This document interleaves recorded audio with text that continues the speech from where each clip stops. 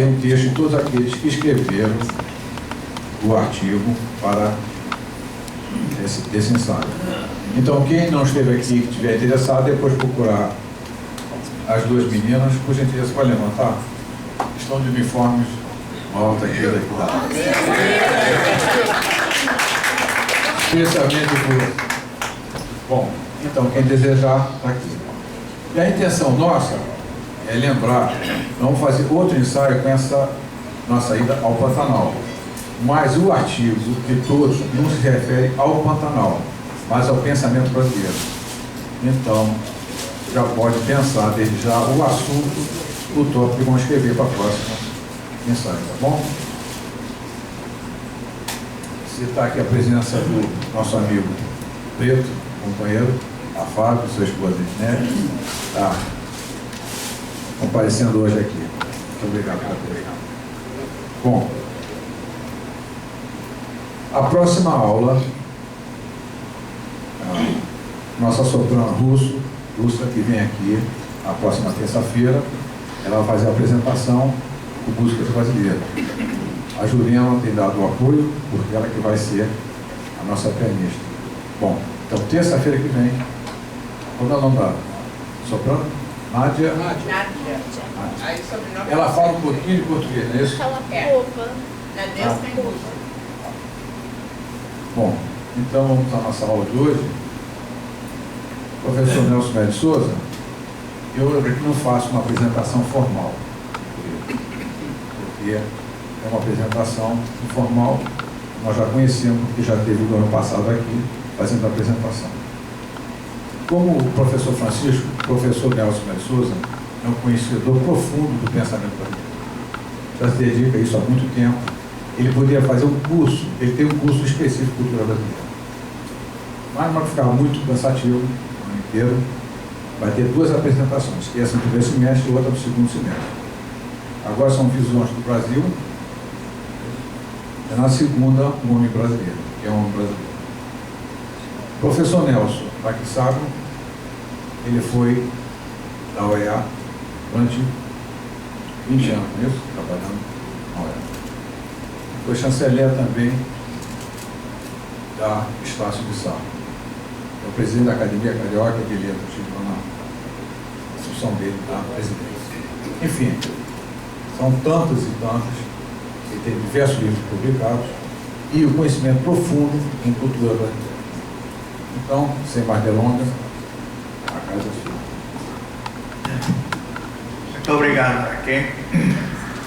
Eu tenho um grande prazer sempre em estar aqui com os senhores, conversarmos, porque o meu gênero é mais dialogal, e fazer uma reflexão em conjunto sobre os temas que mais nos preocupam dentro desta linha que foi combinada agora aqui, que é a linha do desenvolvimento da cultura brasileira. O tema de hoje, Visões do Brasil, ele pode levar a uma interpretação enganosa de que nós vamos mostrar diversas visões de autores, etc., e de formas de ver o Brasil. Nós vamos preferir a abordagem cultural do tema e como, pouco a pouco, foi sendo construída no tempo a visão do Brasil, pelos brasileiros e pelos estrangeiros. Mas, acima de tudo, o que mais nos interessa é a construção da visão do Brasil pelos brasileiros. A importância do tema é fundamental, porque você botou ali, primeira importância. A importância do tema é fundamental porque da forma como nos vemos, da autoconfiança que a gente tem, das definições fundamentais a respeito de nosso presente, surgem também as projeções a respeito de nosso futuro possível. Então, a forma como um povo se vê a si mesmo é uma das premissas fundamentais para a consolidação histórica deste povo. No caso do Brasil, nós tivemos uma série de etapas no processo e, infelizmente, um montante bastante significativo de confusões. A primeira delas diz respeito ao próprio conceito de Brasil, que não foi instantâneo. De um modo geral, nós aprendemos no primário, no ginasial, o Brasil foi descoberto em 1500 e dali para frente começa a história do Brasil. Isto não é correto. Não é assim que deve ser equacionado o problema, se nós tivermos cuidado na análise dos fatos. E os fatos estão aí para nos mostrar. A formação de um país é demorada. E, inicialmente, ela deve ser precedida pela formação da nação. Vou procurar mostrar a vocês como eu estabeleço essa distinção. Essa distinção, por exemplo, não é feita, eu devo indicar isso para vocês, por muitos autores. Eu estou propondo, também não estou sozinho, muitos estão comigo. Mas um dos principais que discorda é o Alfrânio Coutinho, é um autor de grande respeito, autor de uma volumosa história do Brasil, detalhadíssima. Ele não foi o autor, foi o coordenador, mas foi o homem que, na verdade, organizou todo o sistema de meditação sobre a história do Brasil. E ele, no texto, ele fala de país numa época em que o Brasil não era positivamente país. Era o embrião de uma nação. Nem sequer nação ainda era o embrião de uma nação. O que distingue uma coisa da outra? O país é uma realidade política. Não existe país sem Estado. Não há exemplo na história de nenhum país sem um Estado. Agora, existem milhares de exemplos de nações sem Estado, porque a nação é uma realidade cultural. Quando os historiadores gregos, que foram os primeiros que começaram a dar ordem e a dar uma certa sequência aos fatos para que eles ficassem registrados para a posteridade, Heródoto, que é considerado o pai da história, escreveu no século V a.C. Uma geração depois dele vem Tucídides, que é um outro autor importantíssimo, que coloca a história numa linha de objetividade factual. Em Homero ainda vemos uma série de lendas e mistérios e misturas religiosas, etc., que se confunde um pouco. Com Tucídides, não, já a história ganha uma certa objetividade. Logo depois, Políbio, outro grego, já no período inicial da dominação romana, mas ainda grego, com toda a cabeça grega.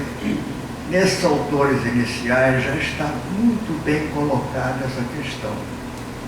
Homero, por exemplo, fala, dá até uma lista, Homero não, Heródoto dá uma lista de todas as nações que compunham o Império Persa, isto é, o país persa.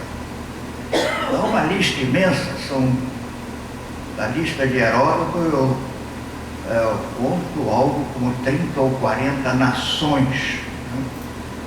Os gregos, por outro lado, eram divididos em vários países ou Estado-nação. Mas o Estado é um país. O Estado ateniense, o Estado espartano, o o estado de Mileto, que tinha só o estado de Mileto, que tinha 90 colônias, o estado de Corinto, o estado de Tebas, que foi o inspirador de Sófocles e de uma série de outros pensadores gregos. Tebas foi uma cidade tão importante quanto Atenas, Esparta. Apenas os registros históricos não foram salvos, né? Mas aí nós vemos a diferença. Quer dizer, na Grécia nós temos diversos estados dentro de uma única nação, a nação grega. Entre os persas nós temos diversas nações dentro de um único estado, o estado persa. Então aí está bem delineada a diferença que eu quero deixar patente para vocês.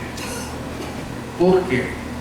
Porque a tese central que eu vou desenvolver é que a nação brasileira surge como cultura, não como conceito de nação, mas como cultura diferenciada, surge antes do Estado brasileiro.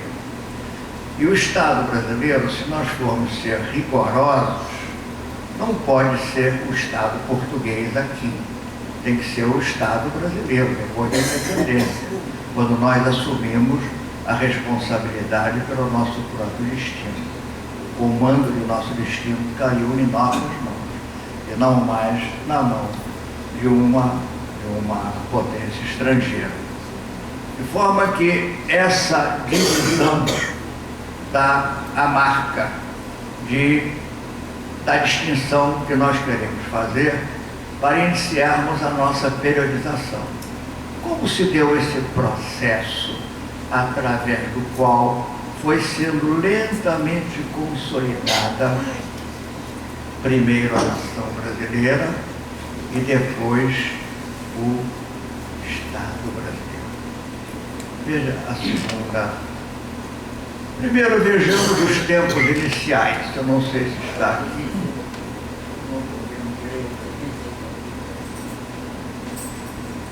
Não é esse não. O Brasil se firma como colônia, não. Esse não, esse já é bem depois. É o primeiro, primeiros tempos. Os primeiros tempos seguem a descoberta de uma região. Não se pode falar em descoberta de Brasil. Não havia Brasil. Nós ficamos assustados quando, digamos, alguns arqueólogos, eu vejo aí vários arqueólogos falando que os índios neolíticos que aqui existiam, 3, 4, 5, 10 mil anos, foram os primeiros índios brasileiros. Não havia Brasil naquela época. Outros recuam mais e mostram que o povoamento do Brasil vai até a arqueologia, porque foram descobertas algumas cavernas com pinturas rupestres no interior de Minas, no interior da Bahia e no interior de Goiás. Vocês vejam, isso aí é um absurdo histórico que não tem tamanho. Falasse de Brasil no ano 30.000 a.C. Está vendo logo que... Mas essas confusões é que atrapalham, e isso faz parte do aprendizado. O menino aprende que Brasil começa em 1500, com a descoberta de Pedro Álvares Cabral. E a história do Brasil começa aí. Não começa, meus amigos. A história do Brasil não começa em 1500. Começa a história de uma região descoberta pelos portugueses, que depois veio a ser colônia portuguesa, aí definiu-se uma colônia à parte, e desta colônia se desenvolve um novo país, que é o Brasil. Há todo um processo. Então vamos examinar as fases deste processo. A primeira fase, que foi a fase que se seguiu logo à descoberta da região, foi uma fase nebulosa, uma fase em que nem sequer Portugal tinha certeza absoluta do domínio efetivo da região, se bem que o Tratado de Tordesilhas, feito pelo Papa Alexandre VI, dividia o hemisfério de tal forma que essa parte do Brasil que começa mais ou menos ali pela altura do Pará e desce em linha reta até Santa Catarina, pegando toda a parte que vai para o Oceano Atlântico, mas perdendo a parte que fica por lado de cá, pertenceria a Portugal.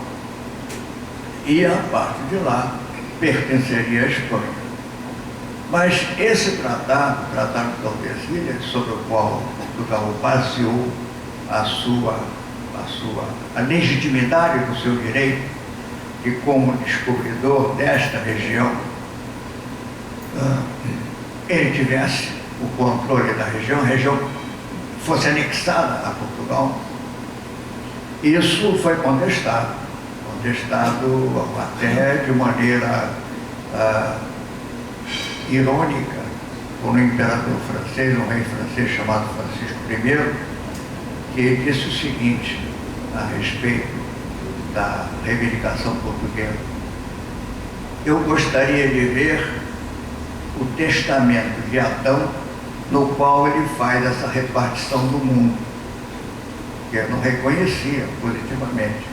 E os franceses, como vocês sabem, tiveram intenções e uma presença muito ativa nessa primeira fase do Brasil, principalmente no primeiro século. Entrando ligeiramente pelo segundo, com as expedições de Lavardère no Maranhão. Mas foi por poucos anos, como que no século I, no século XVI, os 1500, é que a presença francesa aqui foi uma presença importante. Inicialmente no comércio do pau-brasil, que franceses, ingleses, espanhóis e portugueses disputavam com as tribos indígenas simpatias para estabelecer bases e através das quais fosse possível a eles exportar a única riqueza conhecida que se podia tirar desta nova terra, que era o pau-brasil. Os portugueses deixaram aqui alguns degredados, desterrados, pessoas que escapavam de naufrágios, que vinham e eles estimulavam que ficasse no Brasil. Um lugar de desterro era até política de Portugal mandar os desterrados para o Brasil, como foi política da Inglaterra mandar os desterrados e penalizados para a Austrália, né? É um início de processo de povoamento, né? Mas os franceses também tiveram vários desterrados e também, principalmente náufragos, etc., e outros aventureiros que ficavam por aqui mesmo para iniciar o comércio de pau-brasil. Sendo que a França até tentou, na região do Rio de Janeiro, montar um sistema próprio, que era a chamada França Antártica, que nós conhecemos, né? Que aqui ficou com os eleganhões, só não prosperou devido às lutas internas na França, protestante contra o guenote, contra o católico, a guerra civil dilacerante, problemas descomunais que fizeram com que a França perdesse completamente o foco. A França também, em desobediência ao Tratado de Tordesilhas, ocupou uma parte do Canadá, que até hoje é francês,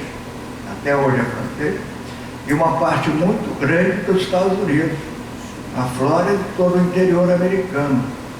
A região do interior americano tinha o nome de um rei francês, Louisiana, a terra do rei Luís. Não era esse estado que nós conhecemos hoje, pequenininho, não.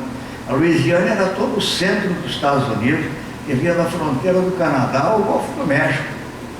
E foi adquirida pelos Estados Unidos a dólar, a preço de ouro, em 1801, aproveitando as dificuldades francesas financeiras que a França tinha pós-revolução, para enfrentar as guerras que Napoleão estava iniciando.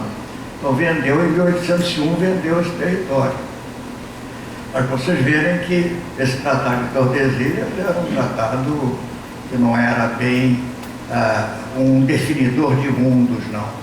Para não falar da colonização inglesa, que pegou toda uma região que seria espanhola, pelo Tratado de Tordesilhas, e desenvolveu a América do Norte, nesse eixo em que o mundo se divide entre leste e oeste.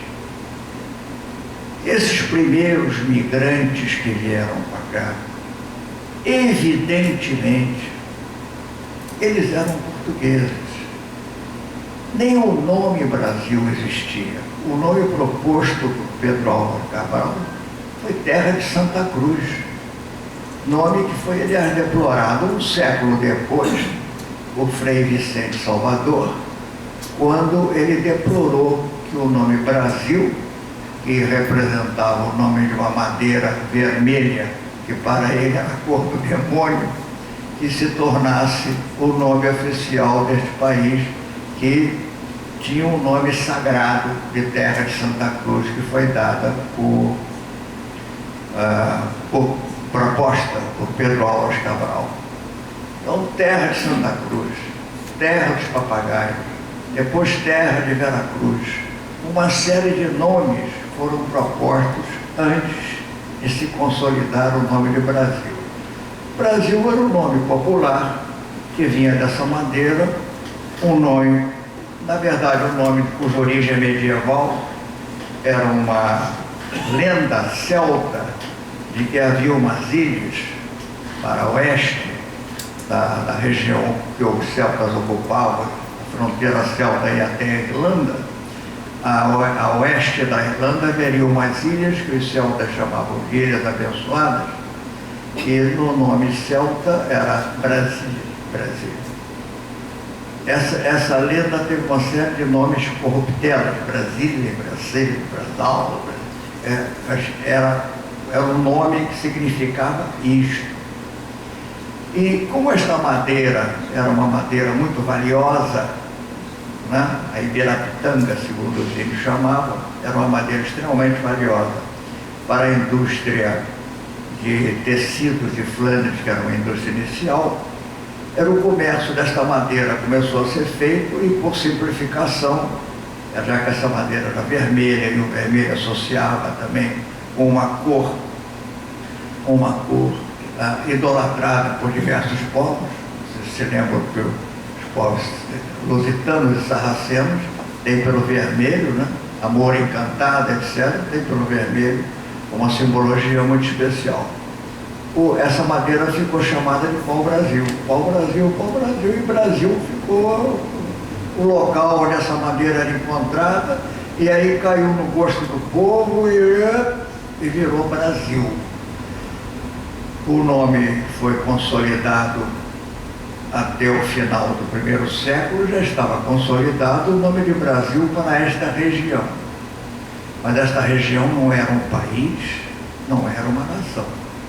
Esta região era uma província portuguesa do além-mar. E assim ela foi considerada durante os 150 primeiros anos. Província portuguesa do além-mar. Era uma província como Algarve, como qualquer outra província portuguesa. Não tinha nada de definitivamente diferente. E nós podemos imaginar, pensem bem, que os primeiros portugueses que para aqui vieram, toda a primeira geração e depois a segunda geração, que já era uma geração de mamelucos, porque os portugueses não vinham com mulheres, as mulheres eram raras. Eles vinham, se acasalavam com as índias, e os mamelucos começaram a surgir como uma espécie de definição do povo que aqui vinha se constituindo. Mas não podia passar pela cabeça de nenhum português, como os documentos todos registram, que eles perdessem a sua nacionalidade portuguesa apenas porque atravessavam o Atlântico. Continuavam portugueses. João Ramalho, que foi um dos patriarcas, o Bacharel da Cananéia, todos esses Brás Cubas, todos esses primeiros portugueses que por aqui se fixaram, eram portugueses. E seus filhos eram portugueses. E não se podia pensar de outra maneira. Naquela época, nós estamos falando de 1500 e pouco, 1500 e tanto, né? Quando os portugueses decidiram, porque a terra estava numa disputa cruel entre todos esses corsários, decidiram pela primeira expedição concreta de colonização, que foi a expedição de 1530, que aqui veio, chegou Martim Afonso de Souza, já trouxe colonos, trouxe animais, trouxe sementes, trouxe uma série de coisas já com o objetivo nítido de se fixar. Nós estamos falando de 1530. Em 1550 chegaram os franceses, com o mesmo objetivo. Então a região ainda estava em disputa. E o nome brasileiro, segundo Van Hagen, era um nome que não significava ninguém especificamente da terra. Era um nome mais que era dado a quem? Ao traficante da madeira de pau-brasil. Esses eram os brasileiros. Paradoxalmente, um brasileiro podia ser um francês, porque o francês também traficava com pau-brasil. Podia ser um espanhol. Isso está em Van Hagen, na história do Brasil de Van Hagen. Ele mostra que brasileiro era um nome como carpinteiro, como tanoeiro, como pedreiro. Significava uma profissão e não nenhuma nação. De forma que não se pode falar de uma visão autônoma do Brasil nesta época. A visão do Brasil desta época vai sendo formada através das bases culturais novas que vão sendo necessariamente desenvolvidas em função da necessidade de adaptação a um novo meio. Os portugueses que aqui vieram, se acasalando com índios, eles tinham um clima diferente, aceitaram vários hábitos dos índios, aprenderam a falar tupi. No século XVII é conhecido que alguns dos bandeirantes paulistas, né, todos mamelucos, alguns que foram convidados e contratados até para vencer os quilombos do Nordeste, só falavam tupi, um dialeto tupi, porque eram mamelucos criados por mães índias, né? Então falavam o tupi. E o português, eles também pegavam por causa dos pais. Então foi sendo formado um povo diferente, uma cultura diferente. Mas isso não foi instantâneo. Isso foi através de um processo de sucessão de gerações. Mesmo quando nós chegamos, deixa eu ver se eu já passei aqui do primeiro, para que vocês possam acompanhar melhor a trajetória da palestra, né? Nesses primeiros tempos, eu coloquei aqui que o que dominava essa gente era aquilo que eu chamei ali no final de a síndrome da cupidez. Não só a cupidez comercial, para ganhar dinheiro rápido com o tráfico da madeira, como a cupidez sexual, porque as narrativas que iam para a Europa era de que as índias eram mulheres fáceis, que não tinham os mesmos critérios morais das europeias, e aqui era muito fácil ter relações sexuais com tudo quanto é índio que aparecia no horizonte, o que serviu como atrair muitos aventureiros portugueses para cá e também de outras nacionalidades. Então, este momento foi marcado pela síndrome da cupidez. Tirar rapidamente da terra tudo o que a terra podia dar. Em madeira, em outros bens, eles levavam também papagaios para vender, macaco, e plantas, etc., levavam para a Europa. Tudo que era possível tirar daqui, eles tiravam para levar e vender e ganhar dinheiro rapidamente. E os que aqui se radicaram faziam, como foi o caso do Bacharel da Cananéia, no sul, ali na região de Santa Catarina, esse bacharel da Cananéia é uma figura misteriosa. Ninguém sabe direito o nome dele. Supõe-se que seja um advogado português que entrou, teve um processo qualquer de litígio, de desgraça em Portugal e foi degradado, chamado Cosme Fernandes. Mas ninguém tem certeza disso, porque os documentos são contraditórios e são fluidos. Mas ele fixou-se lá e era um poliglota com muita facilidade de aprender idiomas, aprendeu rapidamente o tupi e se impôs junto às tribos que tinham uma admiração por aqueles brancos que chegavam por ali naqueles navios incríveis, com armas de fogo, etc., que eram verdadeiros deuses para ele. E não foi difícil para esse bacharel, como não foi difícil para João Ramalho,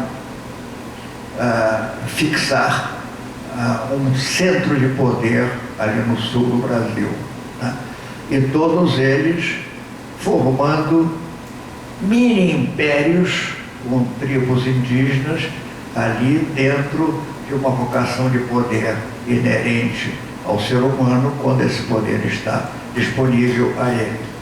Então, esses foram os primeiros portugueses que nunca deixaram de ser portugueses, que se instalaram aqui e produziram as suas gerações subsequentes.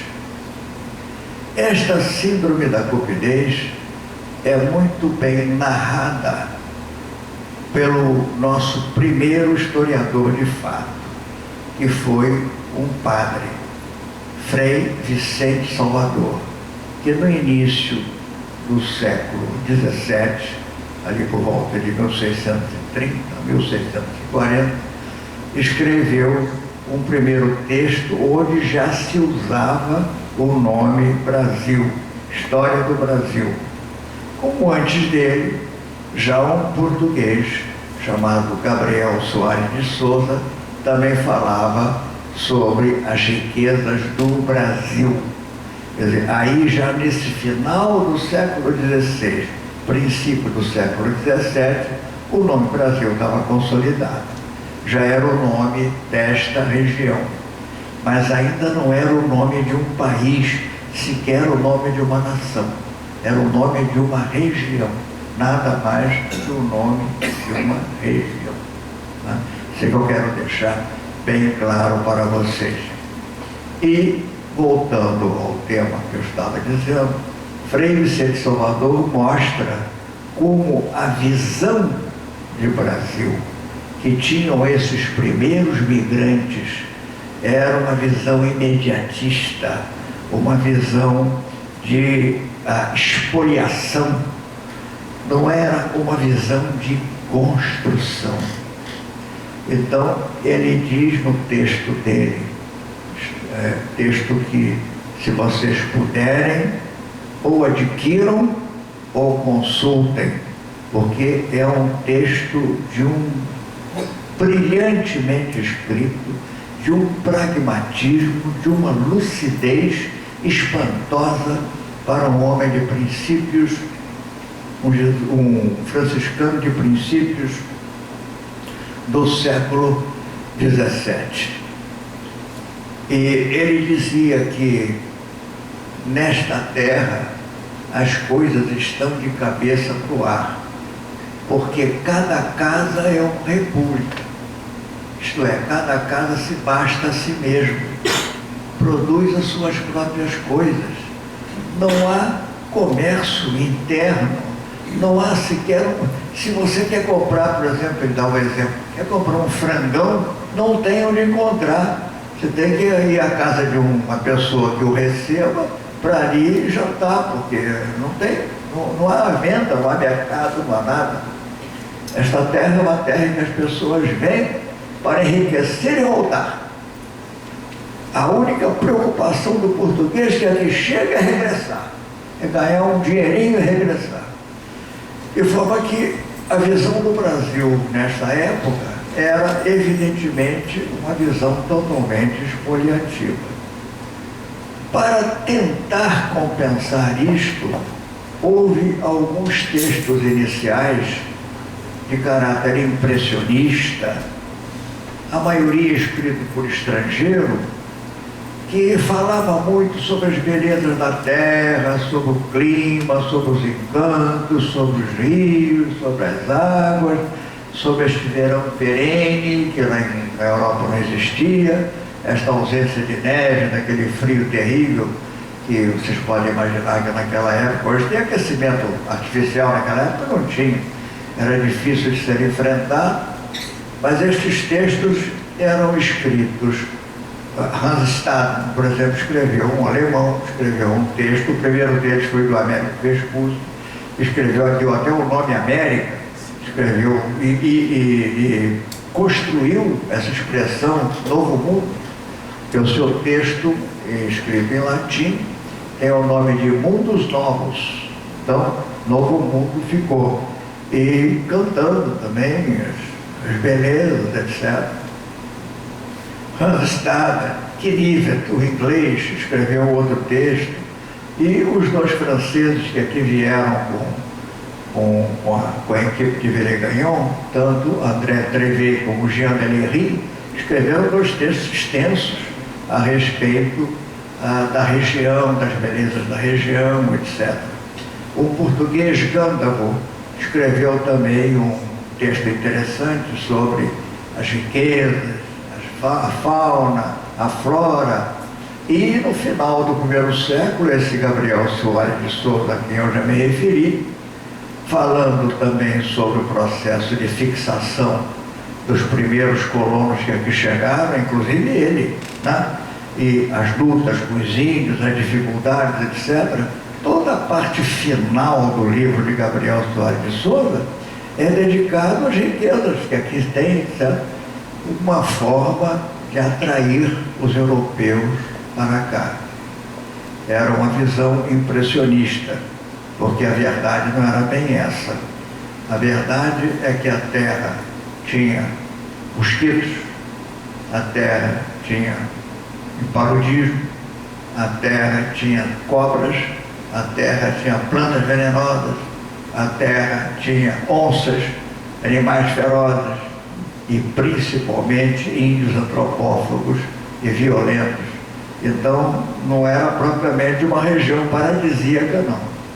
Era uma região que exigiu dos primeiros, digamos, povoadores, eu não quero falar de colonizadores, porque ainda não chegamos nessa área, nessa fase, mas exigiu dos primeiros povoadores determinação, coragem, força, obstinação e muito trabalho. Vocês podem imaginar, faça uma viagem hoje, século XXI, faça uma viagem em São Paulo e olha para o lado, vê os matos, a subida da serra, aquele matagal, né? Eu fui visitar uma fazenda de café outro dia aqui na região de Valença. Eu disse, como é possível, eu levei 3 horas de carro, como é possível levar em lombo de mula, sem estrada, por trilhas, o café no lombo da mula, para descer tudo aquilo, chegar lá embaixo, até o porto de embarque? Quanto tempo essa gente levava? Que sacrifício, que loucura foi tudo isso. Forma que, desde o processo de povoamento até chegarmos à colonização, nós tivemos uma epopeia de guerreiros. Quer dizer, o português foi um homem muito forte. Nós temos que render tributo a tudo o que ele conquistou aqui neste país, até finalmente chegarmos à segunda fase. Vamos passar para a segunda fase? Bom, na segunda fase, o Brasil finalmente se firma como colônia. Portugal manda os primeiros governos gerais, chega aqui com Tomé de Souza, constrói a cidade de Salvador, daí divide, porque o regime das capitanias foi um fracasso. Esse regime é descrito por Gabriel Soares de Souza. Então o Brasil se firma mesmo como colônia a partir do governo geral, que estabelece um sistema de taxações, estabelece um sistema de fiscalização, estabelece um sistema diferente. porque até então o Brasil era tratado de uma maneira, vocês podem imaginar, o rei Dom Manuel arrendou esta terra para um cristão novo chamado Fernão de Noronha, arrendou como se aluga um quarto num apartamento, arrendou, exigia apenas uma certa quantia como aluguel de pagamento por ano. O resto, o Fernão de Noronha fazia o que quisesse da terra.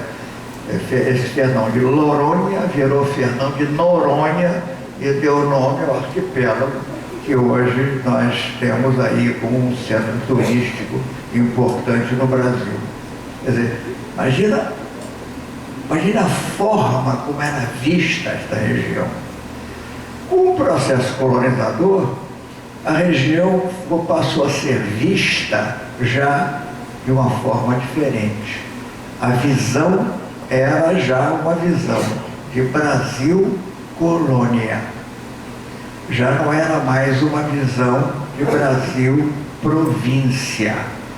Província não é explorada. Ninguém explora uma província. A província participa de um conjunto nacional. A colônia não. A colônia é explorada.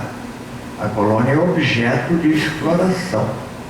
Não é participante da política nacional como qualquer província é. Mas há uma diferença muito grande entre uma coisa e outra. E nesta fase, Portugal deixa de perceber o Brasil, de ver o Brasil como província e passa a ver como colônia.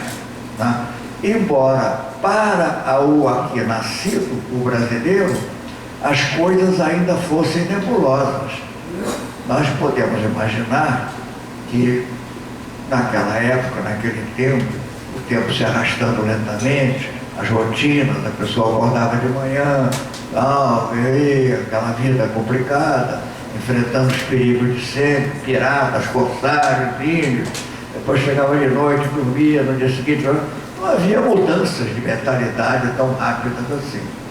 Nós podemos imaginar que o processo foi um processo lento. Né? Alguns dos autores que a história da literatura brasileira considera como autores brasileiros, a meu ver, outra imprecisão grave. Né? Outra imprecisão grave. Anchieta era um espanhol. Anchieta pertencia a uma ordem internacional, que era a ordem dos jesuítas. Veio para cá para fazer um trabalho de catequese dos índios. E nesse trabalho ele teve que aprender a Índia dos Índios e escreveu uma série de coisas. Virou autor brasileiro. Eu não entendo por quê. Gostaria que alguém, já tentei com alguns literatos, que me explicasse por que Anchieta, esse espanhol nascido em Tenerife, pertencente a uma ordem internacional, que é a ordem dos jesuítas, como Francisco de Assis foi mandado, como Francisco Xavier foi mandado para a China, ele foi mandado para o Brasil. Ele pertenceu a uma ordem internacional, ele obedecia aos ditames da ordem internacional. Não tem nada de autor brasileiro, nem ele se considerava assim. E mesmo alguns autores, como por exemplo Manuel Botelho, escreveu A Ilha da Maré, sobre as delícias e as virtudes da Bahia, né? E Gregório de Matos, que é considerado aí por praticamente a unanimidade dos críticos literários brasileiros como um poeta brasileiro, é difícil considerar Gregório de Matos um poeta brasileiro, e sim um misto, um poeta que estava numa linha fronteiriça entre uma coisa e outra. Ele realmente é nascido no Brasil, foi criado no Brasil, mas a sua cabeça era uma cabeça portuguesa, tanto que ele foi 30 anos de sua vida, ele viveu 50 e poucos anos, 30 anos ele passou em Portugal, fez carreira em Portugal, foi empregado em Portugal, escreveu em Portugal, viveu em Portugal. Ele só saiu de lá porque foi tangido pelo poder, porque ele era muito irônico, muito sarcástico e muito debochado. E as autoridades portuguesas, afinal, se cansaram um pouco dele e mandaram ele de volta, né? Porque senão ele ficava lá. Nunca voltaria ao Brasil, não. Não queria nada com o Brasil, né? Mas é considerado. Como ele tem uma ou outra poesia, né? Um ou outro soneto que fala da máquina mercante, do Brichote, que é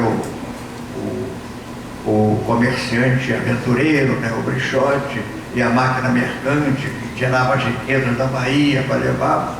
Mas ele não pensava em Brasil, ele pensava em Bahia, primeiro. E segundo, Portugal não era propriamente uma coisa estranha para ele, tanto que era considerado quase que a pátria de origem. Ele voltou para lá para tentar ficar 30 anos lá. Olha que todos esses autores que são considerados como pioneiros da literatura brasileira merecem uma reflexão de nossa parte. Seriam ou não seriam realmente autores brasileiros? Eu não vejo o surgimento de uma autonomia na literatura e no pensamento brasileiro em todos esses primeiros 150 anos. Eu vejo, sim, a gradual, a lenta e evolutiva formação de um novo povo através de costumes diferentes, alimentação diferente, fala diferente, porque foram incorporados muitos termos tupis que não existiam na linguagem portuguesa, né? Costumes como tomar banho, por exemplo, diário.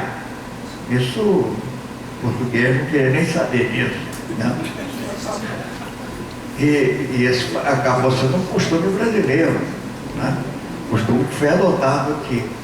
E vários outros, né, dentro desta linha. Então nós temos que analisar a coisa com correção, é um processo. Em segundo lugar, nós temos também a divisão, que eu não sei se está aqui, né? Quando começa a surgir a consciência da colônia, que aí já se pode talvez falar em país, porque já começa a surgir uma consciência diferente. Porque vejam bem, existem dois tipos de colônia. Até os portugueses fizeram isso, mas outros povos também. Existe a colônia de povoamento, que é a colônia que acabou sendo o Brasil, né? Quer dizer, em outras palavras, não existia aqui cidade, não existia comércio, não existia gente com quem negociar, com quem transacionar. Existiam os índios vivendo na idade do Neolítico. Ou você coloniza, ou você povoa esta terra, ou você não tem como extrair dela coisa alguma. Isso vem a gerar, vem a ser a origem daquilo que se poderia chamar de colônia de povoamento.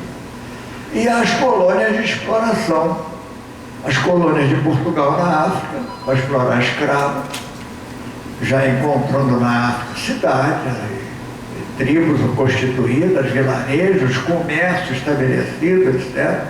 As colônias portuguesas na Ásia, Goa, etc., já uma civilização milenar, muito mais antiga, a Índia é muito mais antiga que Portugal como civilização.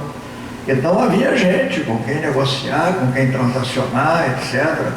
As frotas que lá chegavam, inclusive a frota de Cabral, era uma frota que ia para transacionar. E era um regime de feitoria. Portugal fazia feitoria para servir de base do comércio e dali estabelecia as ligações comerciais com a metrópole. Na colônia de povoamento, o processo não era repentino. Uma colônia de exploração jamais perdeu a noção, os hindus, os chineses, etc., jamais perderam a noção de que eram diferentes dos portugueses. Mas nas colônias de povoamento, os portugueses que aqui chegavam e que aqui começavam a viver e que aqui construíam suas primeiras fazendas, suas primeiras casas e suas primeiras vilas, jamais deixavam de ser portugueses. Então essa diferença é marcante para mostrar como a visão de Brasil é uma visão que se forma lentamente na história. Daí para frente, a consciência do ser brasileiro foi ganhando estrutura, foi ganhando nervos, foi ganhando musculatura. E com a unificação dos reinos em 1580, que Portugal é unificado, absorvido pela Espanha, e essa absorção dura até 1640. Então, ao terminar este processo e iniciar uma nova fase, já o Brasil era nitidamente colônia e já havia uma visão de Brasil como sendo uma parte diferente, não mais província, mas uma parte diferente de Portugal, né? E este período da anexação dos reinos foi importantíssimo para o Brasil, porque Tordesilhas marcava a diferença entre a linha territorial entre Portugal e Espanha. Portugal, aquela faixa litorânea do Brasil, e a Espanha pertencia a todo o resto. Com o reino unificado, isso caiu, era tudo Espanha. Então os bandeirantes, os nativos, chamam-se bandeirantes, mas eram os nativos, as primeiras gerações de portugueses que aqui ficaram, começaram a entrar pelo sertão atento. Era tudo Espanha, era tudo Portugal, era tudo um reino só. Não havia Tordesilhas mais. Entraram pelo interior adentro. E foi aí que se delimitou as verdadeiras fronteiras do Brasil. Foi nesse processo. Pelo menos de maneira informal. Ainda não fazia parte de nenhuma realidade política.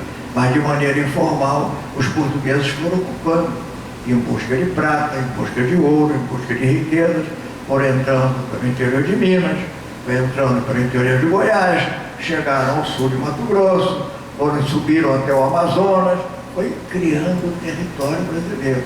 Quando houve a restauração, em 1640, que os portugueses reassumiram o controle de seu reino, aquilo tudo já era Portugal.